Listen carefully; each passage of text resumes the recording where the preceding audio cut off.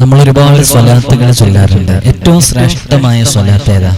ഒരാൾ ഞാൻ ഏറ്റവും ശ്രേഷ്ഠമായ സ്വലാത്ത് ചൊല്ലാൻ നേർച്ചയാക്കിയെന്നോ അല്ലെങ്കിൽ ഞാൻ അങ്ങനെ ശപഥം ചെയ്തു എന്നൊക്കെ പറഞ്ഞാല് ഏത് സ്വലാത്താണ് ചൊല്ലേണ്ടത്?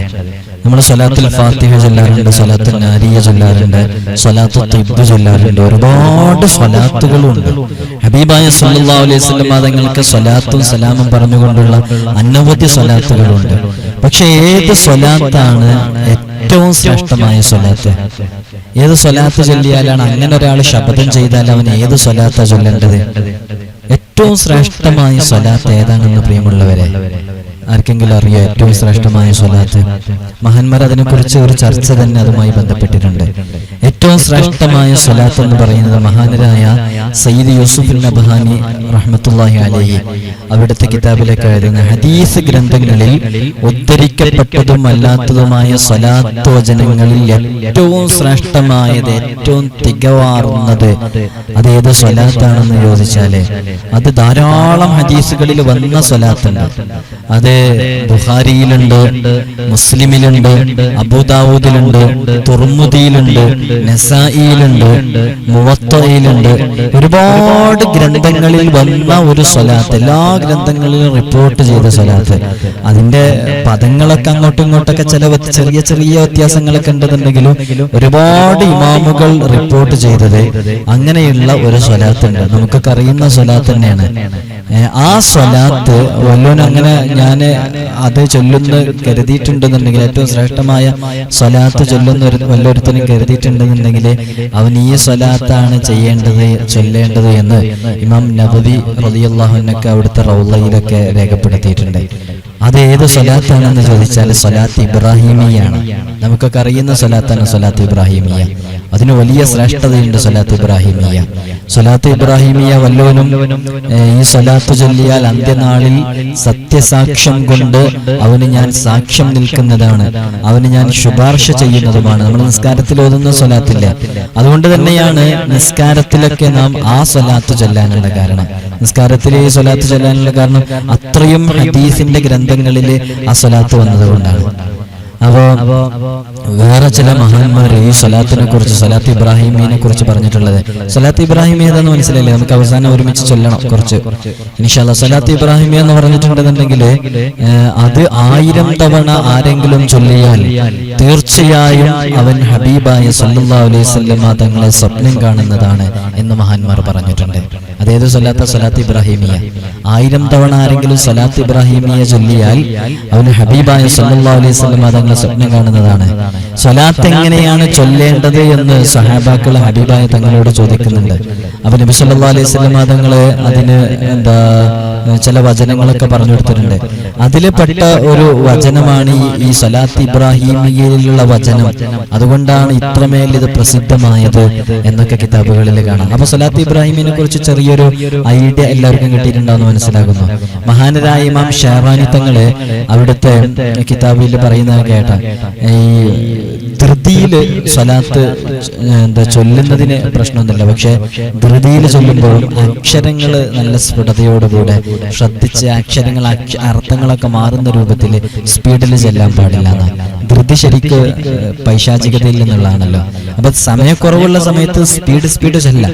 പക്ഷെ സ്പീഡ് ചൊല്ലുമ്പോൾ അക്ഷരങ്ങൾ എന്താക്കാൻ പാടില്ല, തെറ്റാൻ പാടില്ല, അർത്ഥങ്ങൾ മാറുന്ന രൂപത്തിൽ സാവധാനത്തിലും ക്രമത്തിലൊക്കെ സ്വലാത്ത് ചൊല്ലണം, നല്ല ഒഴുക്കോടുകൂടെ. സമയം കുറവാണെങ്കിൽ വേഗം ചെല്ലാം, പക്ഷെ അതിന്റെ അക്ഷരങ്ങൾ എന്ത് ചെയ്യാൻ പാടില്ല, അങ്ങോട്ടും ഇങ്ങോട്ടും മാറാൻ പാടില്ല.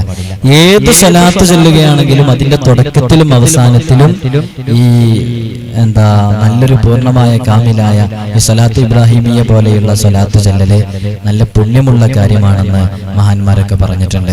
അതുകൊണ്ട് ഈ സ്വലാത്ത് ഏതൊരു സ്വലാത്ത് പതിവായി ചൊല്ലുമ്പോൾ അതിന്റെ തുടക്കത്തിലൊക്കെ മഹാന്മാരുടെ ഒരു ശൈലി എങ്ങനെയെന്ന് വെച്ചാല്, ഏതിപ്പോ സ്വലാത്തുൽ ഫാത്തിഹ അവർ ചൊല്ലുന്നുണ്ടെങ്കിൽ സ്വലാത്തുൽ ഫാത്തിഹിന്റെ തുടക്കത്തിൽ അവരെന്ത് ചെയ്യും, സ്വലാത്ത് ഇബ്രാഹിമിയ ചൊല്ലും. അതേപോലെ തന്നെ അതിന്റെ അവസാനത്തിൽ അവര് സ്വലാത്ത് ഇബ്രാഹിമിയ ചൊല്ലും. അങ്ങനെ ഒരു പതിവ് മഹാന്മാർക്കുണ്ടായിരുന്നു. അപ്പൊ ഏത് സ്വലാത്ത് ചൊല്ലുമ്പോഴും ആ സ്വലാത്തിന്റെ തുടക്കത്തിലും അതിന്റെ ഒടുക്കത്തിലൊക്കെ സ്വലാത്ത് ഇബ്രാഹിമിയ ചൊല്ലല് ഒരു മഹാന്മാരൊക്കെ പലരും നിർദ്ദേശിക്കുന്ന ഒരു രൂപമാണ്. ഇമാം തഖിയുദ്ദീൻ സുബ്കി റഹ്മത്തുള്ളാഹി അലൈഹി അവിടുത്തെ നാവിന് വിശ്രമമില്ലാതെ സ്വലാത്ത് ഇബ്രാഹിമിയ ചൊല്ലാറുണ്ടായിരുന്നു. ആരാ തഖിയുദ്ദീൻ സുബ്കി റളിയല്ലാഹു അൻഹു? വലിയ മഹാനാണ്, ഒരുപാട് കിതാബുകൾ എഴുതിയ വലിയ പണ്ഡിതനാണ് മഹാനരായ സുബ്കി ഇമാം. ആ സുബ്കി ഇമാം അവിടുത്തെ നാവിന് വിശ്രമമില്ലാതെ സ്വലാത്ത് ഇബ്രാഹിമിയ ചൊല്ലാറുണ്ടായിരുന്നു. സ്വലാത്ത് ഇബ്രാഹിമിയക്ക് അത്രയും ശ്രേഷ്ഠതയുണ്ട്. ഇൻഷാ അല്ലാഹ് നമുക്ക് കുറച്ച് സ്വലാത്ത് ഇബ്രാഹിമിയ ചൊല്ലി നമുക്ക് നമ്മുടെ വിഷയങ്ങൾ റബ്ബിനോട് പറഞ്ഞു ദുആ ചെയ്യാം. ഇൻഷാ അല്ലാഹ് പ്രിയമുള്ള മുഅ്മിനീങ്ങളെ, നിങ്ങളും കൂടെ ചൊല്ലുമെന്ന് പ്രതീക്ഷിക്കുകയാണ്. അപ്പോൾ ഒരാൾ ഏറ്റവും കൂടുതൽ ശ്രേഷ്ഠമായ സ്വലാത്ത് ചൊല്ലണമെന്ന് ഒരാൾ ശബ്ദം ചെയ്യുന്നുവെങ്കിൽ അവൻ സ്വലാത്ത് ഇബ്രാഹിമിയ ചൊല്ലണം. കാരണം അത്രമേൽ ശ്രേഷ്ഠമായ സ്വലാത്താണ് സ്വലാത്ത് ഇബ്രാഹിമിയ. മാത്രമല്ല ഒരുപാട് ഹദീസിന്റെ ഗ്രന്ഥങ്ങളിൽ ഒരുപാട് ഇമാമുകൾ വളരെ കൃത്യമായി രേഖപ്പെടുത്തിയ അവർ പറഞ്ഞ സ്വലാത്താണ് സ്വലാത്ത് ഇബ്രാഹിമിയ. ഇൻഷാ അല്ലാഹ് അതുകൊണ്ട് തന്നെയാണ് നിസ്കാരത്തിന് ശേഷം നമ്മൾ സ്വലാത്ത് ഇബ്രാഹിമിയ, നിസ്കാരത്തിന് ശേഷം നിസ്കാരത്തില് അത്തഹിയ്യാത്തിന് ശേഷം സ്വലാത്ത് ഇബ്രാഹിമിയാണ് ചൊല്ലാറുള്ളത്. അതേപോലെ തന്നെ സ്വലാത്ത് ഇബ്രാഹിമിയ 1000 തവണ പ്രത്യേകം മനസ്സിൽ കരുതി നിയ്യത്താക്കിയിട്ട് ചൊല്ലിയവർക്ക് മുത്ത് ഹബീബ് സല്ലല്ലാഹു അലൈഹി വസല്ലം തങ്ങളെ സ്വപ്നത്തിൽ ദർശിക്കാൻ സാധിക്കുന്നതാണ്. അല്ലാഹു ഹബീബായ തങ്ങളെ ഒരു പ്രാവശ്യമെങ്കിലും നമ്മുടെ മനാമിൽ കൊണ്ടുവരാൻ നമ്മളിപ്പോൾ ചൊല്ലുന്ന ഈ സ്വലാത്ത് ഒരു കാരണമാക്കട്ടെ. ഇൻഷാ അല്ലാഹ് നമുക്ക് സ്വലാത്ത് ഇബ്രാഹിമിയ കുറഞ്ഞ തവണ ചൊല്ല. എല്ലാവരും കൂടെ ചൊല്ലൂലേ? ഇൻഷാ അല്ലാഹ്. اللهم صل على سيدنا محمد وعلى آل سيدنا محمد كما صليت على إبراهيم وعلى آل إبراهيم وبارك على سيدنا محمد وعلى آل سيدنا محمد كما باركت على إبراهيم وعلى آل إبراهيم في العالمين إنك حميد مجيد.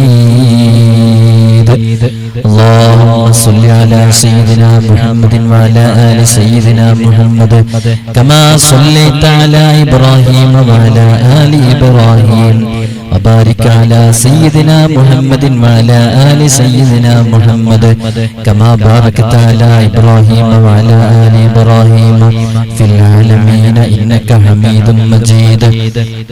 اللهم صل على سيدنا محمد وعلى آل سيدنا محمد كما صليت على إبراهيم وعلى آل إبراهيم وبارك على سيدنا محمد وعلى آل سيدنا محمد كما باركت على إبراهيم وعلى آل إبراهيم في العالمين إنك حميد مجيد. اللهم صل على سيدنا محمد وعلى آل سيدنا محمد كما صليت على إبراهيم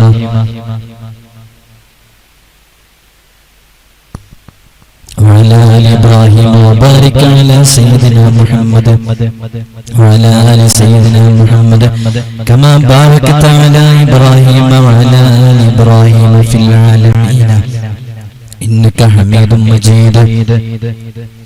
اللهم صل على سيدنا محمد وعلى آل سيدنا محمد كما صليت على إبراهيم وعلى آل إبراهيم وبارك على سيدنا محمد وعلى آل سيدنا محمد كما باركت على إبراهيم وعلى آل إبراهيم في العالمين إنك حميد مجيد.